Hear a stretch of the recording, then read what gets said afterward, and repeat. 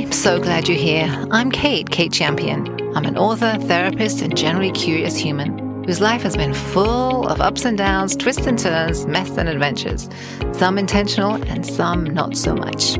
Welcome to Living Big Mindfully, a later in life podcast. Here are 3 questions for you. Are you ready? Are you in midlife or beyond? Or maybe struggling with next steps or finding your feet? Possibly feeling like something's missing, not quite right with your life? Or maybe you have a sense that you're really not living your own truth. Okay, you're right, that was way more than 3 questions. But were there any yes answers? Yeah? Okay, fantastic. That means that you are in the right place and this is the show for you. So grab a seat, get comfy, and join us for inspiring, heartfelt conversations. Conversations with real people just like you and me. Listen in as we chat about life, love, health, healing, and thriving well into our later years. And let's commit to creating honest, fulfilling lives and giving a high five to living big mindfully. One more thing. Make sure you visit katechampionauthor.com. Check out Never Too Late and You Are Limitless, my best-selling books. And while you're there, be sure to download your free hiking guide. And remember, check out our Living Big Mindfully community on Facebook. And please share your favorite episode with your friends. Thank you so much. Okay, that is enough for me. Are you ready? Great. Then let's dive in.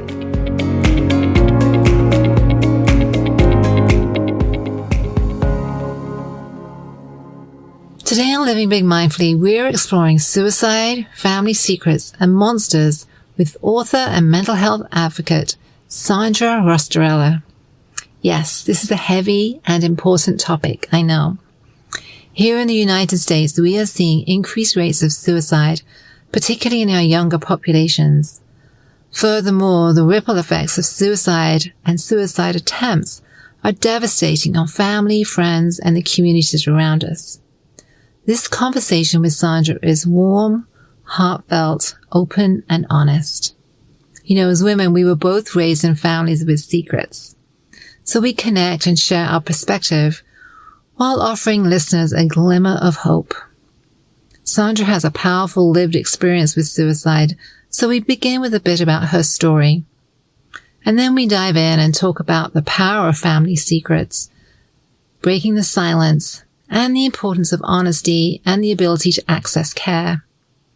Throughout the show, Sandra shares some tips, strategies to help with things like breaking the cycles, improving communication, and what we might say to someone after a death from suicide. Of course, Sandra wraps it all up with some sage advice. She is an author too, so this is super pertinent for aspiring writers.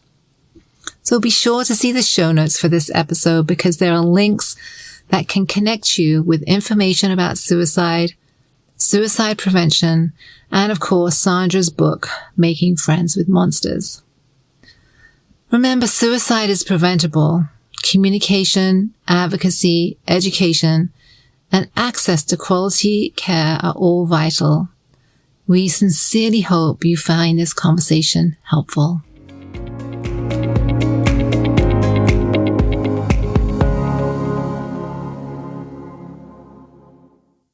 Hello, Sandra. How are you today? Hi there, Kate. I am terrific. Thank you. And yourself? Good. It's so nice to connect with you today. You have a great smile, which I really appreciate. It's really, really good to see you.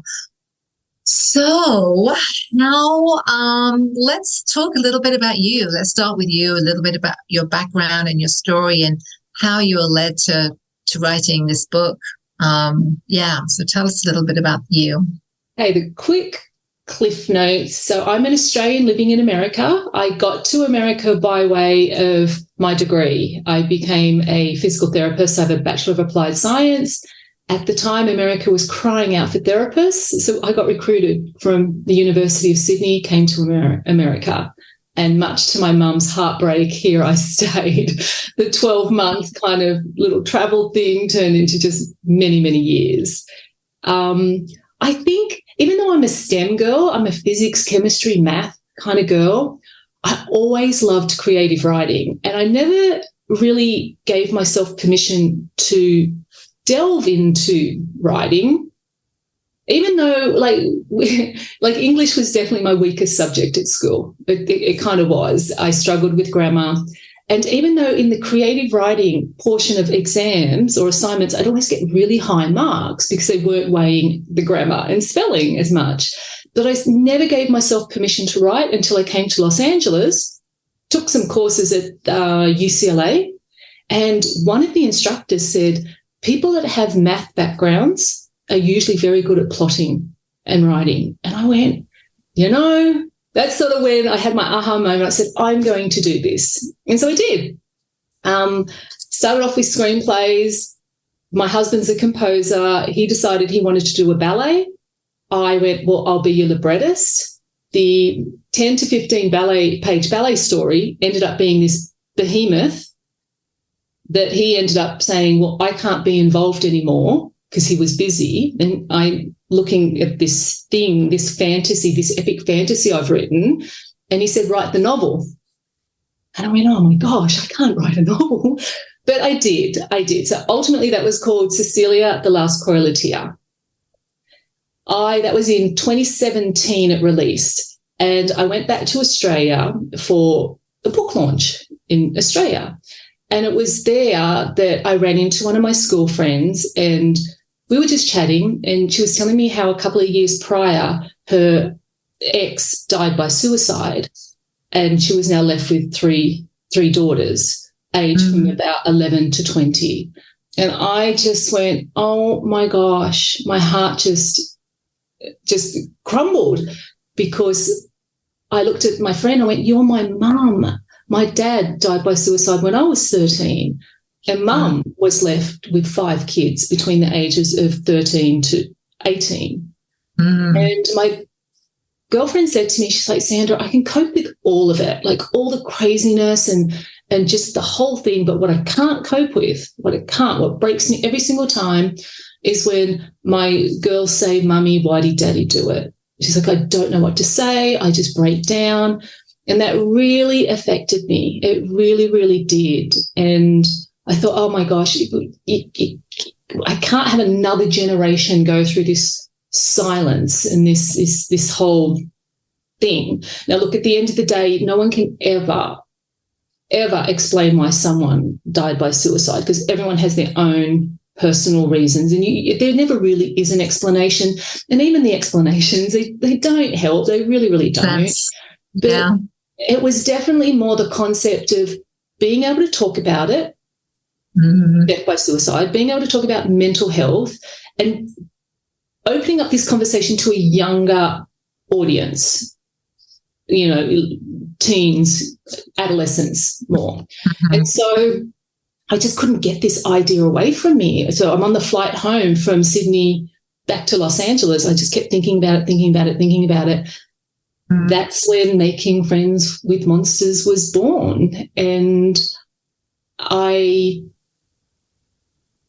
that was 2017. So 2018, I sort of put it on the back burner because I had to think about it. And I started to write book 2 of the Cecilia series.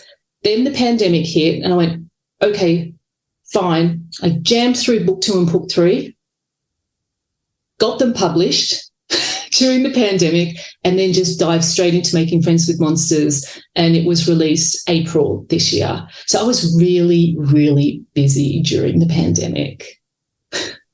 So, yeah. Yeah. So I did, thank you for the PDF. I did actually read the book, Making Friends with Monsters, and it's really a beautiful story. It's kind of aimed at that young adult population, but it's really, we were talking in the intro, right? It was really, for me, it was just really an honest glimpse, right, kind of behind closed doors of the complex family dynamics and family secrets and just family trying to survive every day, right? All those everyday pressures. And then they just had one kind of trauma after another, right? It just didn't stop. Yeah, so I'm not going to do any spoiler alerts, but it's a really beautiful story. So what was that like to write for you? Because I know that's also was a very personal story as well. What was that like, that process? What was that like for you? I really, really enjoyed it. You know, I do get asked, was it very cathartic? And I guess it was. It really was. But I would honestly say in my family, I know it's probably not the best term to use, the whole black sheep. I'm the youngest of the five. I was the only one that went to university. I've got that very clinical science sort of background. I think I'm very analytical, and I definitely analysed everything that was going on in my family. I'm a watcher, so I'm able to sort of step back and do a lot of looking in. And so for me to write the story, it was just actually really enjoyable, I think, to get it all out, all this that was always in me, to just get it out on paper. I think, I definitely remember being back in Australia. I had to go back to Australia a couple of times because my mum, would get sick, and it was easier for me to just up and leave and be back there. And I've got a group of writer friends here in Australia. We're a very close-knit group. We've been together for 8 years. And I just remember I was in tears the last paragraph of the book, the final thing, just to know that I was finished, but to know that you're writing a story that deals with such heavy topics and it goes places. And I never wanted it to end on a heavy note for the reader, and to just come up with what I thought was just this ending. It left me in tears and left me sort of happy and hopeful about my family and what's been going on. And so I guess for that aspect of it, writing the story, that part, that final paragraph, I think was definitely the highlight, the highlight of the entire journey for me.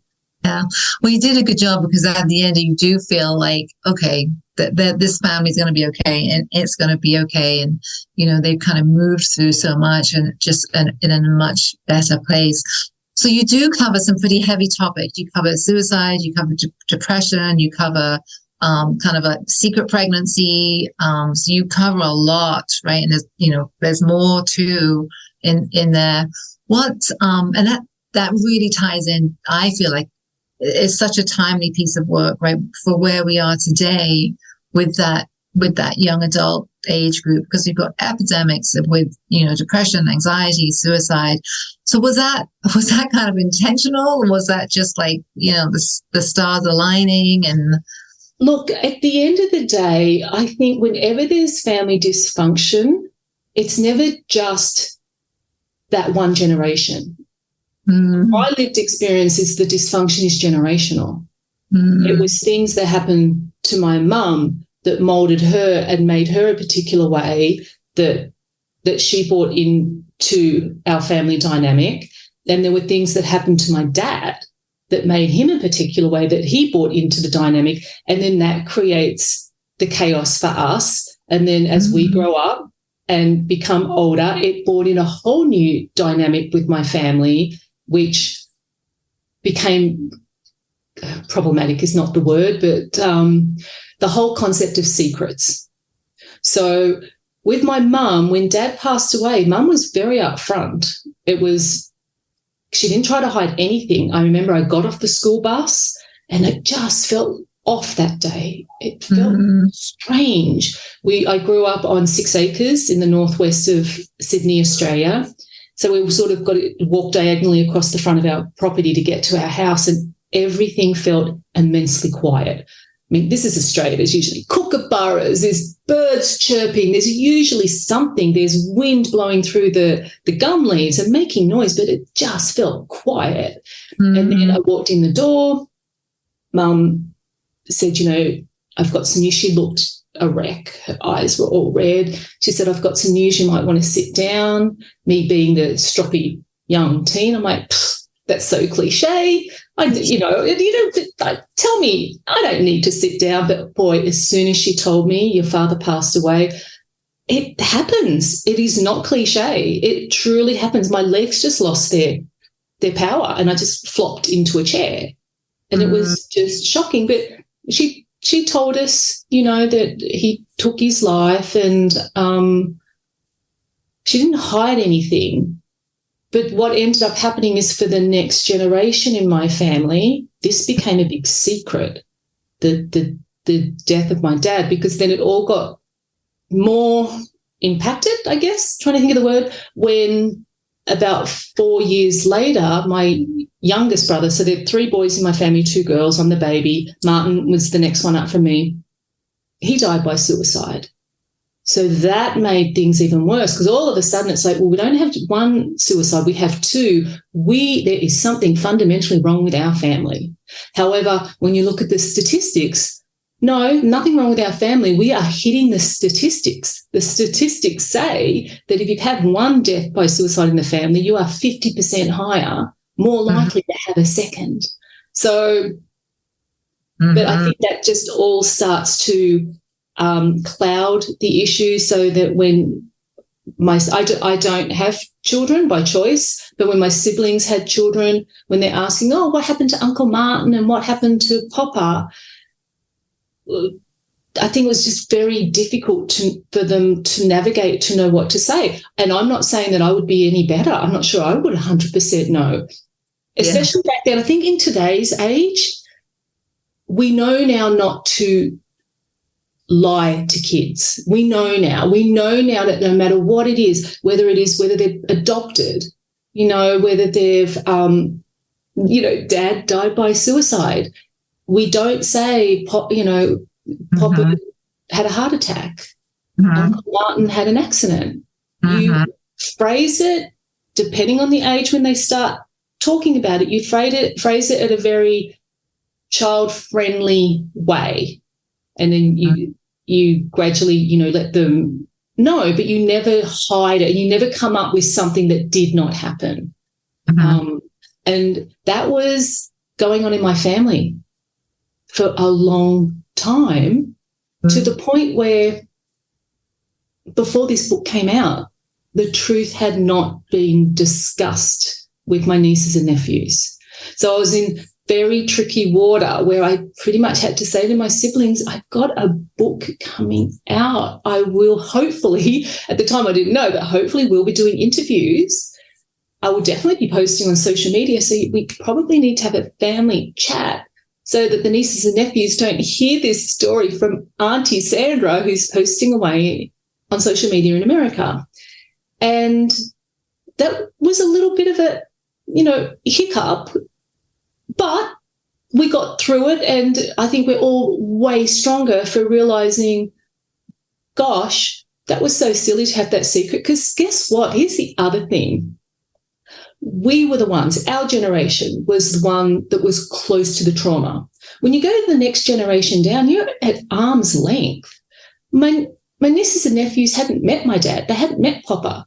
They hadn't met Uncle Martin.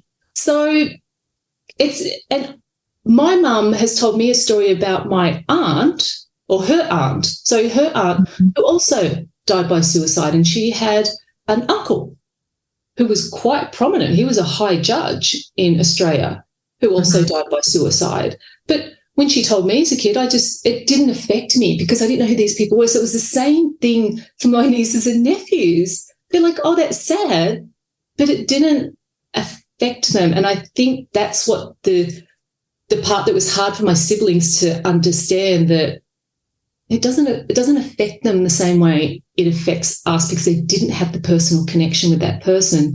Hence why the whole secret, it was the secret that caused more problems than the truth. That was one of the things I was going to ask you, is like, what's the problem with the secrets, right? What does that begin to generate I can tell you, absolutely, lived experience with that. So kids are smart. As they get older, they listen. Parents think they're talking in code, or they think the kid's not listening, and kids are very good about, oh, hey, I'm just sitting over here on the couch reading a book. I'm not listening. Of course they are. They are listening. The problem is they only pick up little bits and pieces, so they're not sure how to fill that code in.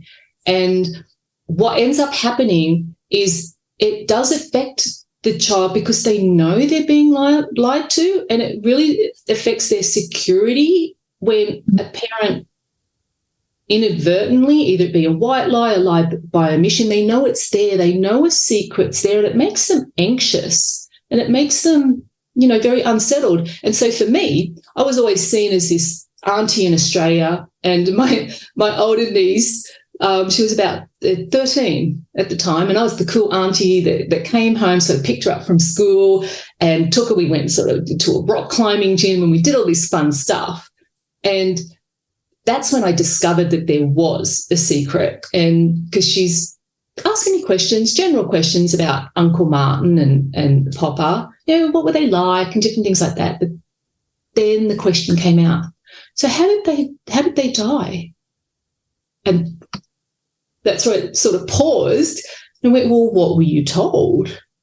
And so she told me stories, and I went, oh, and it was just, so she knew, I'm not acting normal. This whole thing is this weirdness for them. And the problem is she knew because she was about 13, and this lie is still going on for many, many years. She was probably about 17 or 18 before the truth came out.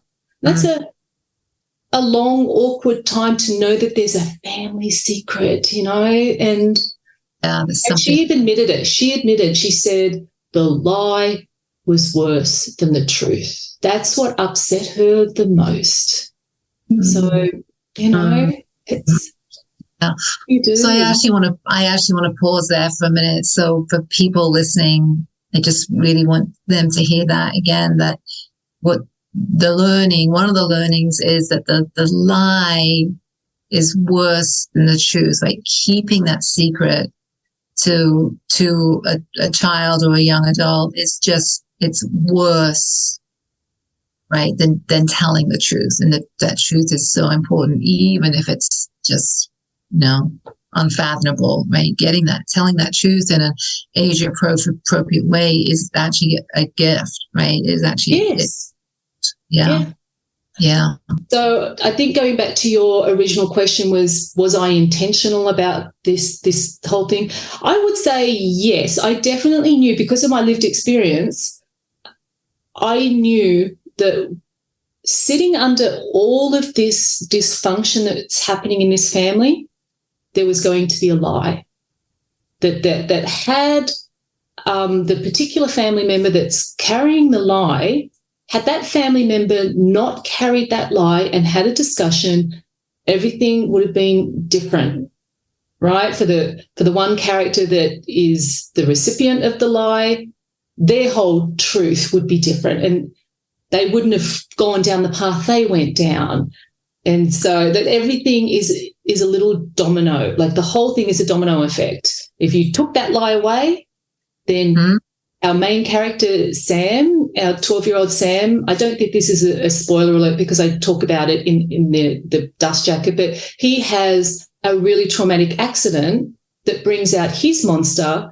But the whole domino thing is the only reason he had that accident is because his older brother didn't do what he was supposed to do. And the reason he didn't do what he was supposed to do is because he's moody and upset and grumpy about this lie. So it's this whole domino effect.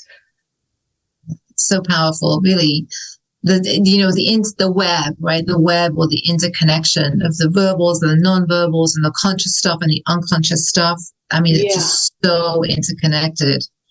Yeah. So back to that, the power of being truthful, obviously in an age appropriate way. I think that's really important, really important. So you mentioned the monsters, and I love that language. So I'm a therapist, right? So I work a lot with parts therapy, right? So that the concept that we're made multiplicity, right? So we're made up of lots of different parts.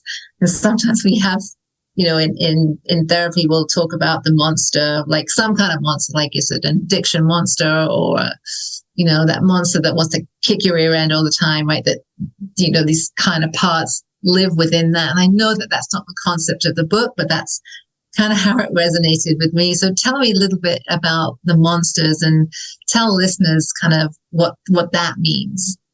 Sure. So the monsters is we have 12-year-old Sam, who's just, the book pretty much starts out with Sam's in a really miserable place because his 17-year-old brother, it's his hero, his best friend, has done a complete 180 on the family. And Sam seems to be the only one that's worried about it because the parents are pretty much saying, oh, it's a phase, it's fine, it's a teenage phase. And Sam's little statement is, no, Ben has a monster. So that's what he sees in his brother, his little overactive imagination.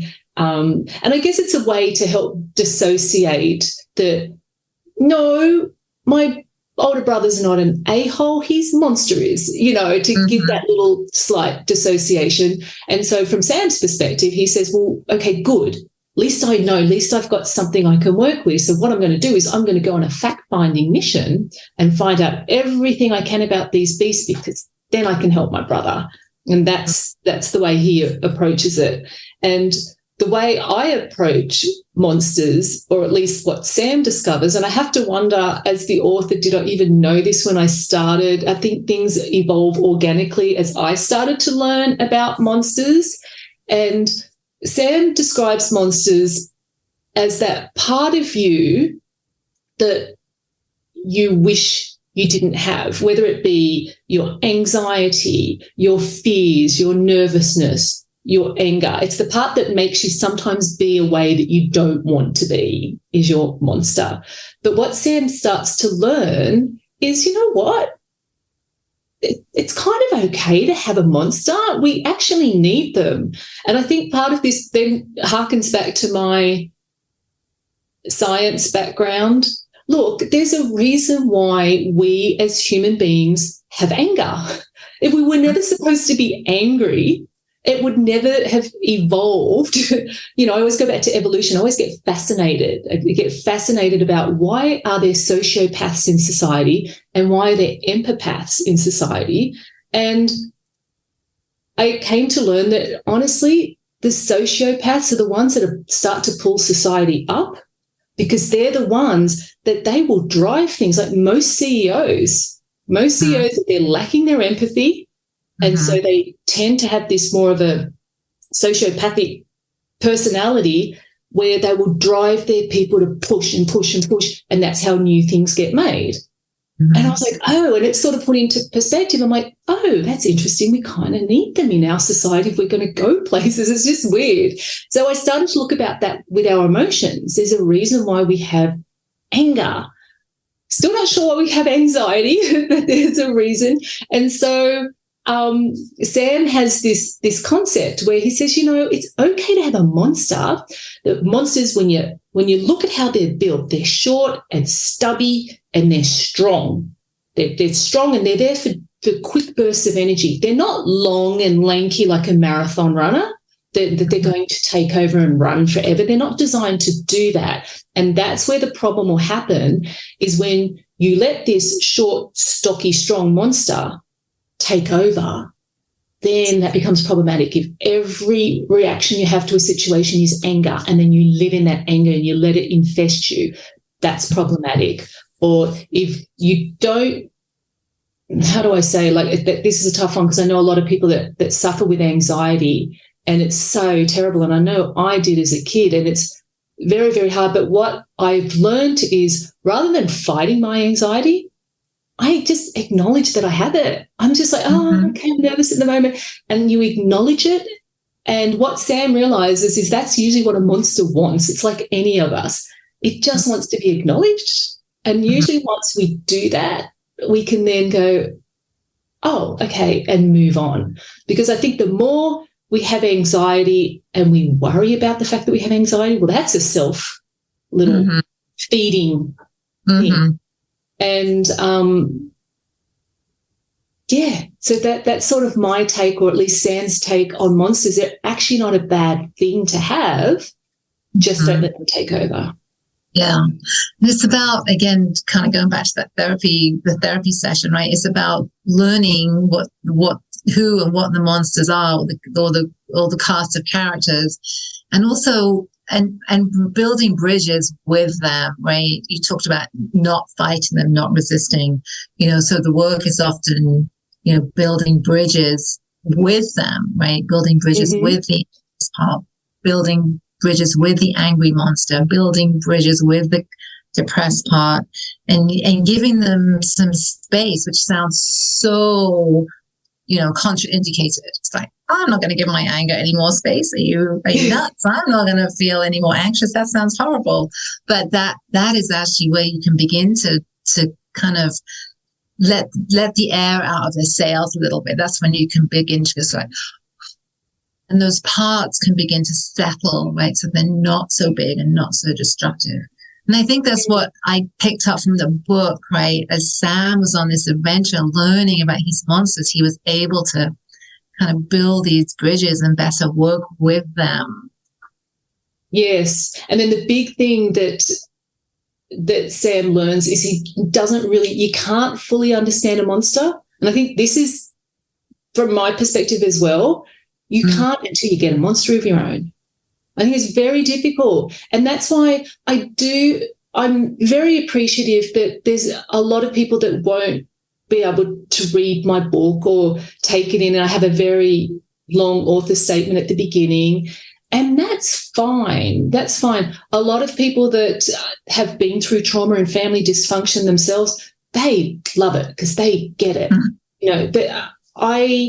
I'm aware that some people have not had the same lived trauma, so it's very confronting. It could be very, very confronting for some people, and that's okay. But it's sort of like with monsters. Look, my dad was Italian, so very fiery personality, fiery personality. So I can deal with fiery personalities because that's what I grew up with. Whereas I know a lot of people can't. You know what I mean? Because they've never experienced that before. So I'm not really sure what I'm trying to ultimately say here, but going back to that's right. Until you have some lived experience. So Sam could never really fully understand his older brother. He really couldn't until his own monster came out. Then he could start to relate. Then he could start to have empathy, and then he could be like, oh, gosh, that's why my brother was that way, because I don't really want to deal with this either, kind of thing. So yeah, that's right. So I'd love to hear a bit about how this book has landed with the youth today, right? What kind of reception has this book had? What are young people saying about this book? I know that you recently launched. Yes, yes. Yeah. How's it been? My initial, before I published, I had beta readers, and that was where my sort of litmus test is, and you just don't know, right? You don't know, have I gone too far, have I not? And I had about 4 young adults ranging from 12 to 15 read my book. And, oh, my gosh, Kate, I've got to tell you, like my heart crumbled and I burst into tears because two of my readers were boys. They wrote me letters. And I got so teary. One of them said, this is one of my top 5 books. And then he listed his other books, like some I can't even remember them, but I'm like, he's listing my book with these. And then the other one who was 15, he literally wrote, this book could save lives. And when my book, just before it published, he brought me down to his high school in Southern California, and he introduced me to all the teachers, and he was talking up my book, and so I was handing it out. And I think the tough part is, to be honest, I'm not 100% sure how it's reacting with the kids per se, because they're not the ones that will go and write reviews. They won't. Your teens won't. It's the parents, it's the social workers, it's the librarians. They're all the ones that are just loving it. I was invited. There's a group called the ACRC, which is the Association of Children's Residential Services. It's made up of a bunch of social workers and doctors and everything, because they're dealing with troubled teens. Well, they invited me out to their conference. It was back in May. It was in Minneapolis, Minnesota, to present my book, because one of them read it and she loved it, the director of the association. So when you get that level of, we deal with troubled teens, and we think this book will be great for troubled teens to read. I mean, actually, she gave me the best compliment you could ever receive. She said, I believe that every child counsellor should have this book up on their shelf. So I'm like, wow, this is absolutely amazing. And to be honest, even though this is a YA book, and, you know, our protagonist is 12, a lot of adults are reading it and they're just loving it. They're absolutely loving it because they're learning stuff about themselves. And I always definitely love it. Sam's journey involves finding facts. I think he finds about, 32 facts or something. I probably should know. But, fact number 1 about monsters. Most people don't know they exist. Fact number 3, everyone has one. And all these little insightful tidbits. And I really love it when a reader gloms onto one of those facts and they see themselves in the fact. And they're like, oh, my gosh, that's what I do. It's really, really exciting. The accolades have been amazing. I was quite shocked with the editorial reviews that came through. I think the very first one was the Book Life. I got a Book Life editor's pick. And I went, oh, my gosh. And then forward reviews came through and I got a 5 out of 5. And indie reader came through and I got a 5 out of 5. And the funniest one that came through was with Kirkus. I remember that came through and it was a lovely review. And I went, okay, this is good. And I didn't think anything of it until Kirkus wanted to have a chat with me. And so we were on the phone, and the first thing they said was, well, congratulations on receiving the Kirkus star. And I was on the phone with my publicist, and we were on a Zoom call, and we didn't sort of say anything. We got off, and I went, I didn't realise I got a Kirkus star. She goes, no, neither did I. Then when you go back to the review, you do see this star on there, and you go, oh my gosh. So it's been kind of crazy in that regard, that I was just getting all these accolades. Just recently, Ingram Spark, who's my distributor, put me on their list of one of the best-selling young adult indie fiction fiction stories. I have another accolade that's coming out, but I'm embargoed about talking about it. But it will be being listed. The book will be listed as one of the best books of 2023. We'll know more about that in December. But it has been crazy. It's impacting. Yes.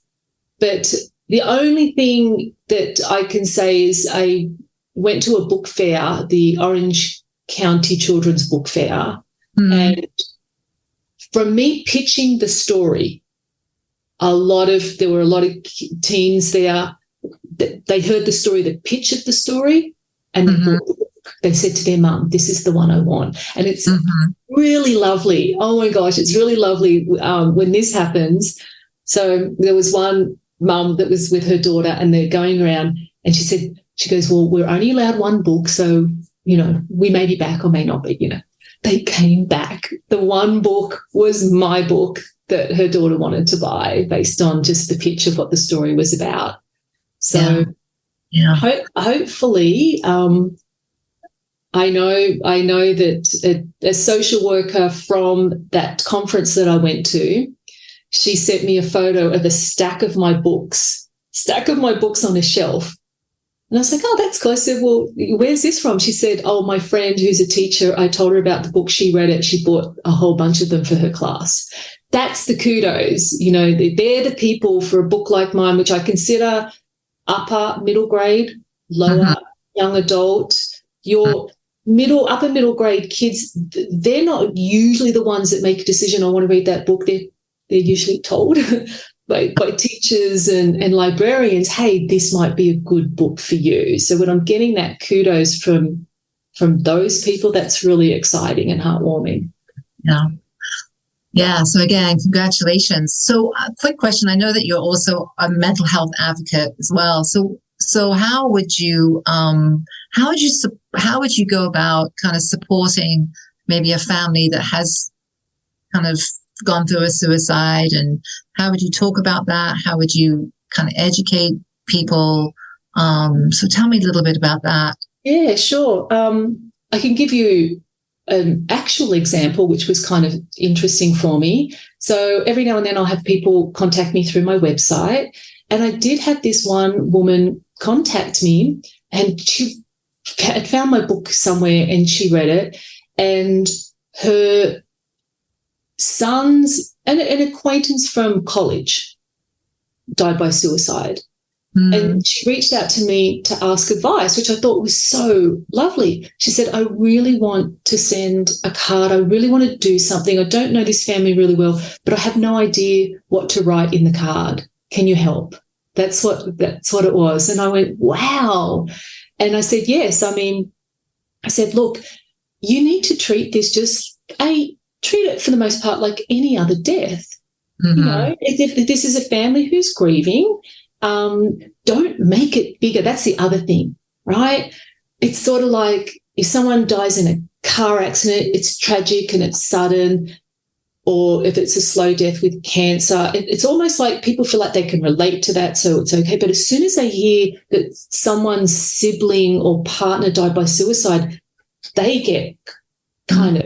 So if that's the first, it's just it's a death, they're grieving. And here are the things that you do not ever say, so-and-so's in a better place. God needed a new set of wings for another angel, right? Like all those things, because you should never say that anyway to any regular passing. And the basic thing is you can say, I didn't know for this person, I didn't know so-and-so well, but my son spoke highly of them. I'm truly devastated to hear of your loss. Words can't express. Yeah. That's it. It's simple. There's not a hell of a lot you can say. Just, if you can give a little positive note, that's always lovely. Like even recently, my mum passed away, but she didn't die by suicide, but I did have to deal with her death through COVID. And you do realise it is lovely when you get a card that just makes a nice statement about that person. Your mum was lovely. Mm-hmm. She was the most gentle woman I've ever, like I'm going to make myself teary, that I've ever met. And you read that and you just go, I'm really sorry for your loss. And that's it. So that's how you deal with the loss. If you're a family and you've got someone within your family that you think is struggling, look, I'm not going to lie, that is without a doubt the harder thing. And a big part is because sometimes you have no idea how close that person is to potentially dying by suicide. Everyone I've spoken to, like after publishing this book, you talk about it openly and you start to realize, boy, I am not alone. Here I was. Ultimately, I've got 3 deaths by suicide in my family, but I've run into people, 5 siblings or, 4 deaths. So there are people that outnumber me in this, and the amount of people that have a degree of freedom, connection with suicide is huge, absolutely huge. And the big thing that I've started to come across is that you kind of don't know. And that's what happened in my research. I set this during the millennial drought that happened in Australia from 2000 to 2006, purely because that time always just stuck with me. Don't ask me why. It just sort of stuck with me because it was just an awful, awful time. And I started to read stories about that. And one story, true story, the guy was at the pub talking to his mates, and he literally he said, yep, see you next Sunday at Sheila's barbecue. He walked out, went home, shot himself. So that's the thing. A lot of the times you don't know. I've made a good connection who runs a nonprofit on behalf of her stepdaughter, who she's very close with. And she said it's always just such a shock. The only difference has been, but again, hindsight's always 2020.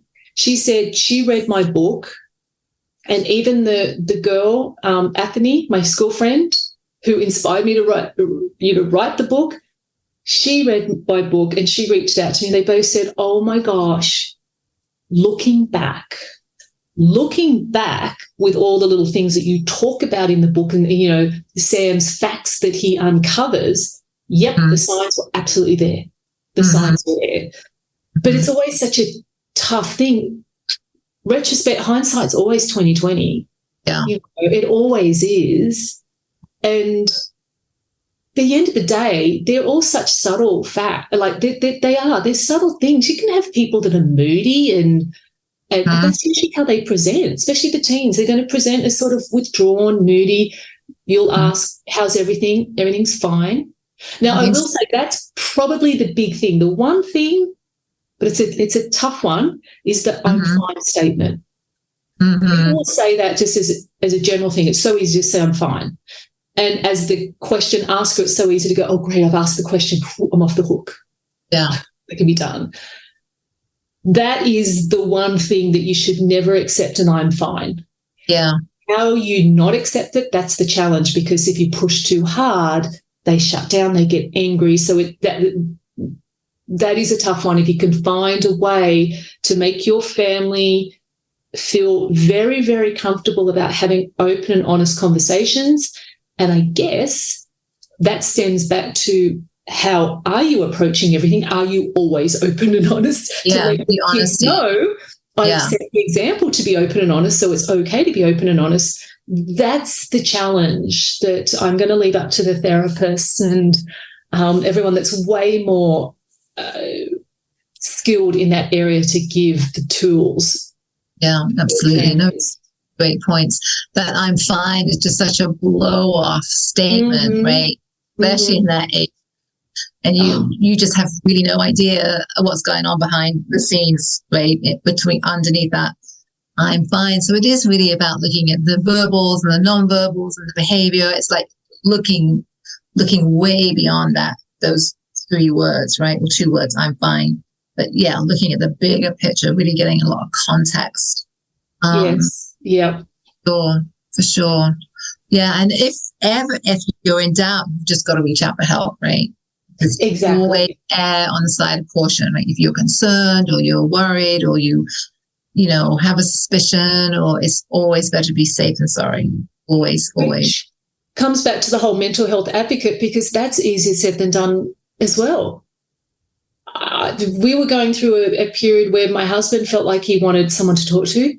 No one had any availability.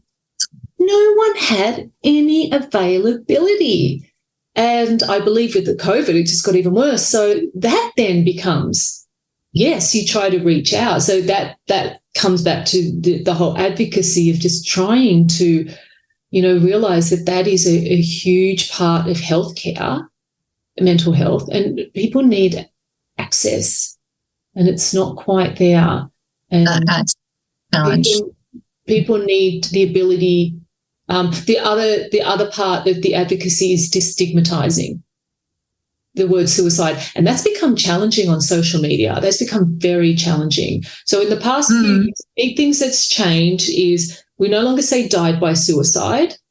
The terminology, committed. My apologies. We no longer say committed suicide or they took their life. We try not to say that. And it took me a little while to get used to it, because I grew up with my dad committed suicide. That's what we said. That was the phrase we used. That once I learnt that the new terminology is died by suicide, and taking away the whole thing, you commit a crime. When you commit something, you tend to do it by choice. I firmly believe that when someone dies by suicide, there is no choice. That choice is gone, long gone.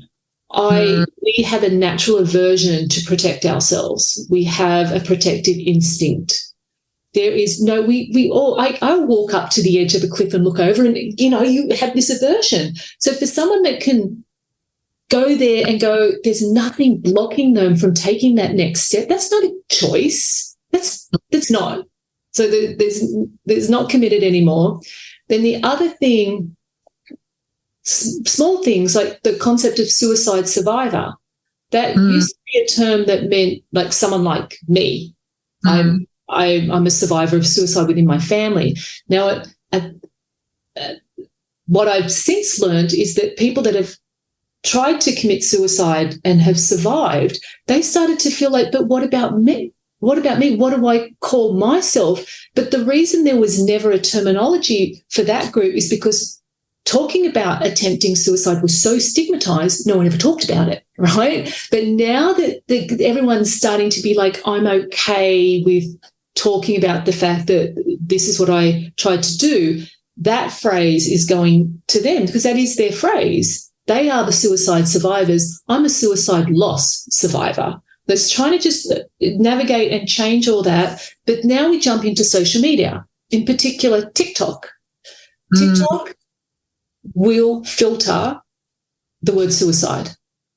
So it's really difficult for someone like me who wants to talk about my book and hashtag suicide prevention. So those words get suppressed, and I've noticed that those videos get very few views as soon as I hashtag that. And the community, they're aware of that, and now the word is unalive. So here I am out in the world trying to say, look, we need to get used to the word suicide. We cannot stigmatize it. And we were getting there, and now social media is stigmatizing it again because as soon as you talk about it, you get suppressed. And so the new word is unalived. I've tried to unalive myself, or my friend unalived. And, yeah, I know. It's crazy. Wow. Well, you've totally opened my eyes. I had no idea. No idea. No. So it's very difficult, right? It's very difficult to get these messages, to get the advocacy, to kind of develop the language, right? The common language. It's so important. So that's really been a challenge, hasn't it? Yeah. But look, at the end of the day, I see both ends of it. I really do, because TikTok, as an author, I have to be on there. It's really, really important. But any social media can become toxic, anything that skews too far one way, right?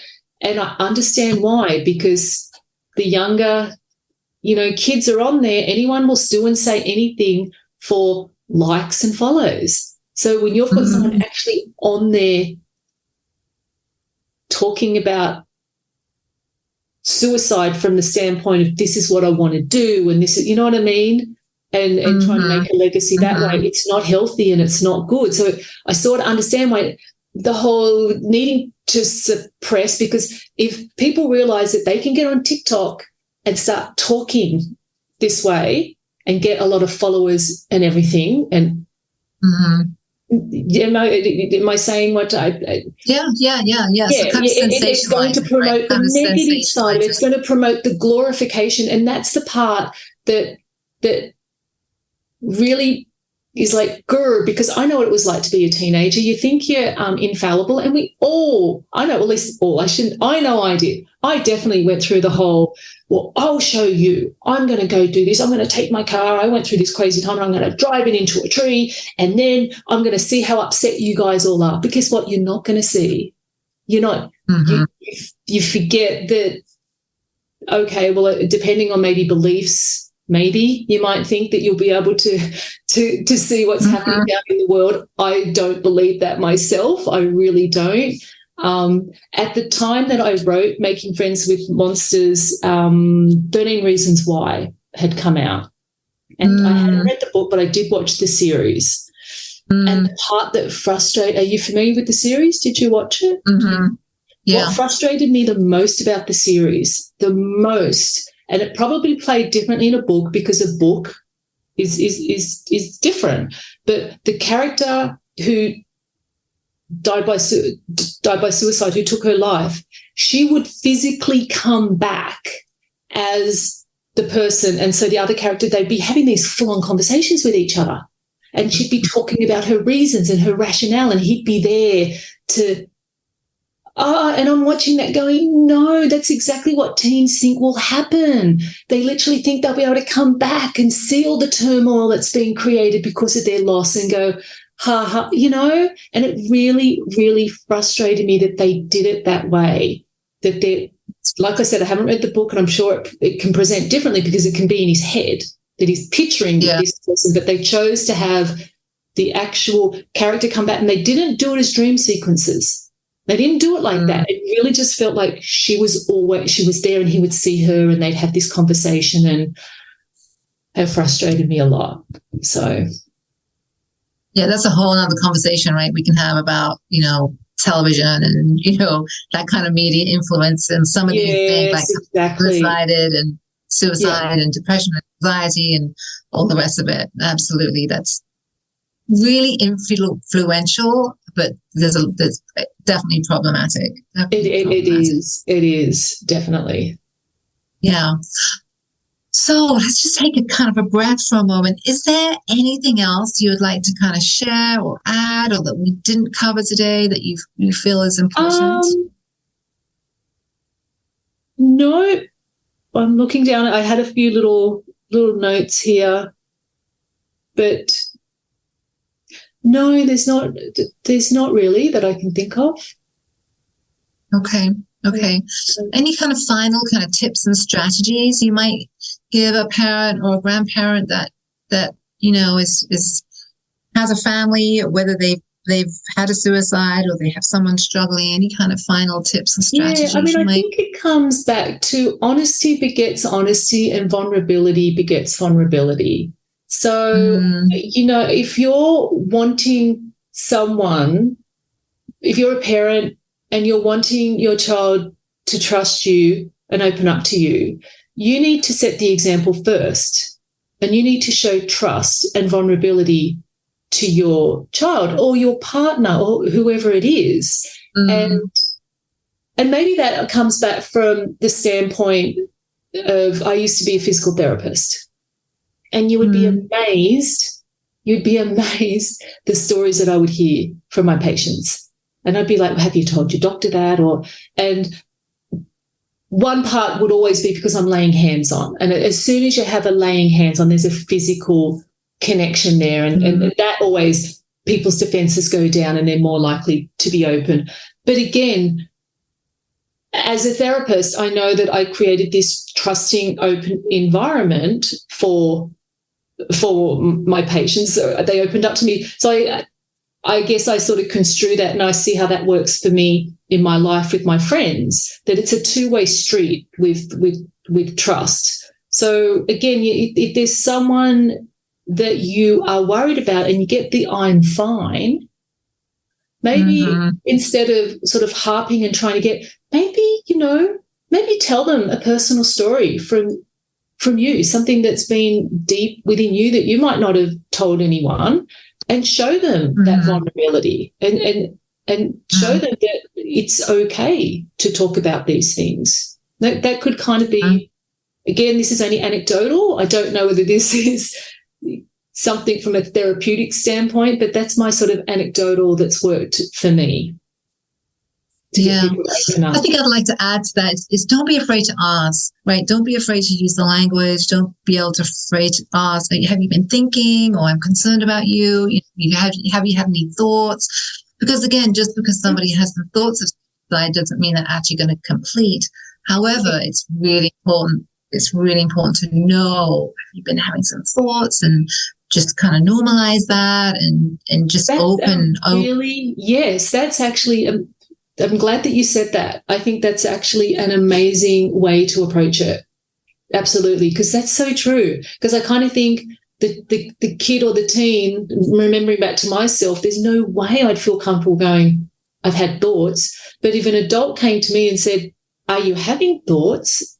You'd instantly go, oh, they even know, they're even aware that that's a possibility that I could be.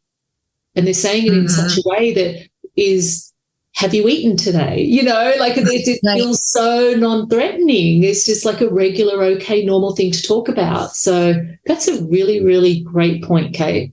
Really good. But it is, again, it's that normalizing, right? It's normalizing, like any of these conversations, right? Normalizing conversations about sex, normalizing conversations about relationships, normalizing conversations about drugs and alcohol, right? It's like, let's normalize these conversations around the table and be comfortable with asking these questions. Are you having sex?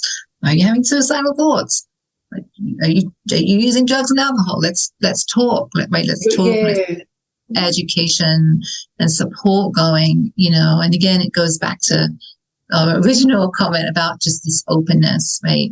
Just got to be open to be able to talk about some things. especially today, because there's just this generation that we're talking about is exposed to so much. I can't even much. I know. They're bombarded, and the pressure to be on all the time and to look good and to be an influencer. It's like, I think that seems to be every other kid's dream. You know, what happened today? I wanted to grow up to be a truck driver or a nurse or something. It's like, I want to be an influencer. That's right. That's the world. I think we all say it with my friends. I mean, we definitely show our age. We were like, I would not be able to survive as a kid in this right now. If I was a kid right now, I wouldn't be able to survive. Yeah, it would be tough. So I ask that last question.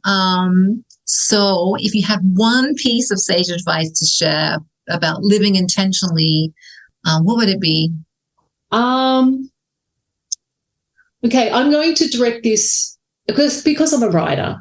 I'm going to direct this to all my writer friends just to make it fair. So for me,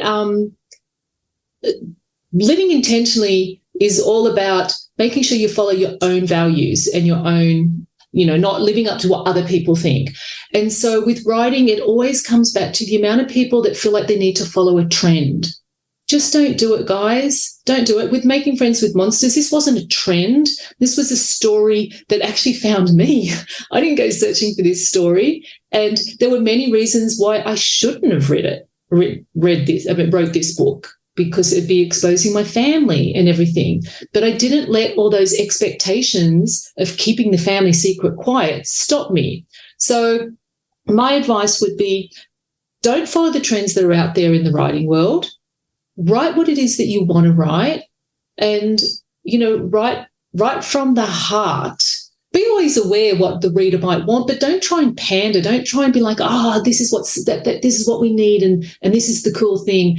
And then if you're going to get anywhere, you have to set yourself a goal. You've got to set the daily goals, be it a word count. I give myself a word count.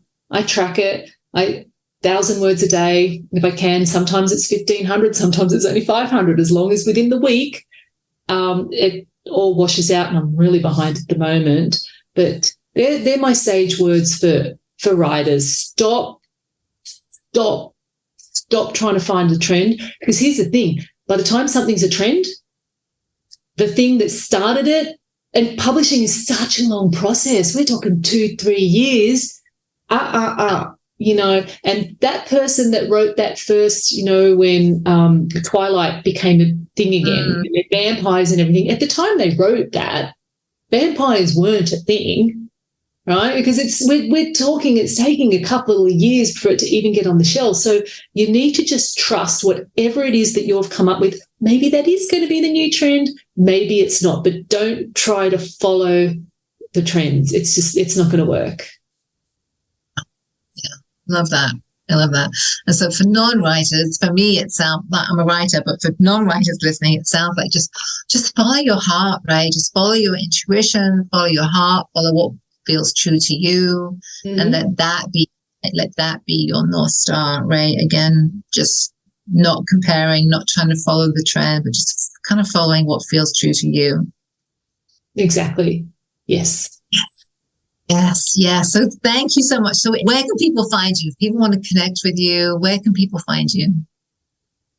I am on pretty much all the platforms. I'm on, for your younger listeners, and I'm on TikTok, I'm on LinkedIn, I'm on Facebook and Instagram. I think that's all of them. And I keep it very simple. My handle for all of them is S for Sandra, L for my middle initial Louise, Rostirolla. So everything is at SL Rostirolla.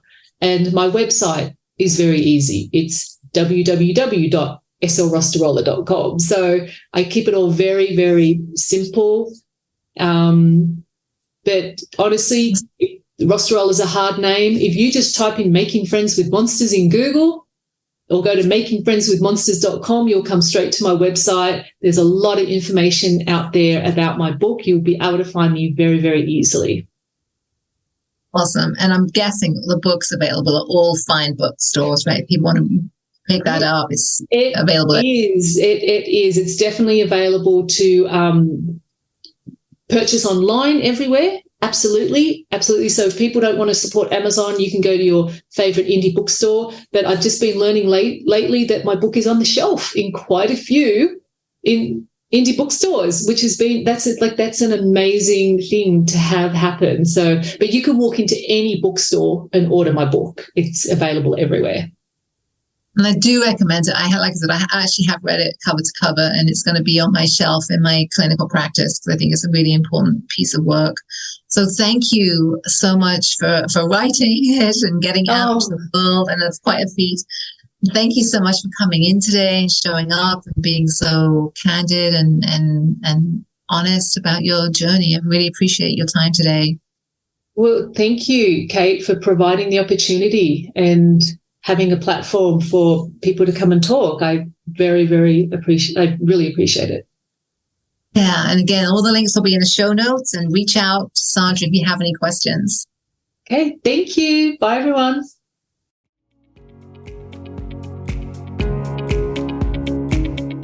Thanks so much for listening. I truly appreciate you and your time. I love to hear from listeners, so connect with me at katechampionauthor.com. Remember to grab your free hiking guide, and please take a quick moment to rate, review, and subscribe to the show. Thanks so much. Take care. Until next time.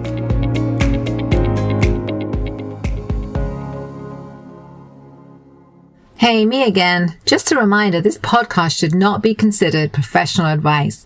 It's also not a substitute for mental, physical, or any other healthcare-related treatment. For any questions about your condition and or concerns, please contact a fully licensed healthcare professional. Thank you.